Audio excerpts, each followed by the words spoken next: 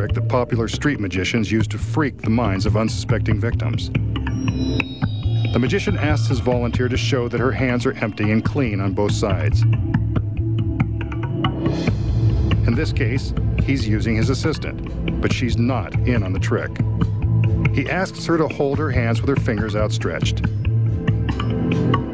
The magician then picks up an ashtray, takes some cigarette ash, and sprinkles it on the back of one of the girl's hands. He tells her to make a fist, and then commands her to rub the ashes with her other hand. They've disappeared. Now he asks her to open up her fist and look. There they are. The ashes have melted through her hand and reappeared in her palm. Freaky, huh? So how does the magician make the ashes melt through the girl's hand and reappear in her palm? The secret is so simple, you'll be amazed.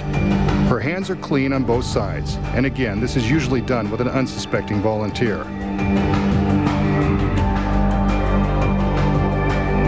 The magician shows the back of his hands, but not the front. That's because he secretly coated one of his fingers with ashes before the trick began. It's important to do this out of your volunteer's view. He's ready to begin. When he indicates for the girl to hold out her hand, he purposely holds his own hands low.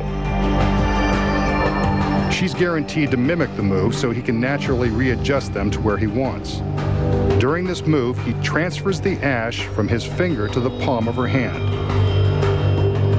By doing it casually, she has no idea what he's just done. Now that her hands are at the right height, he simply sprinkles some ash on the back of one hand and tells her to concentrate as she rubs it in. Of course, she's actually just wiping it off.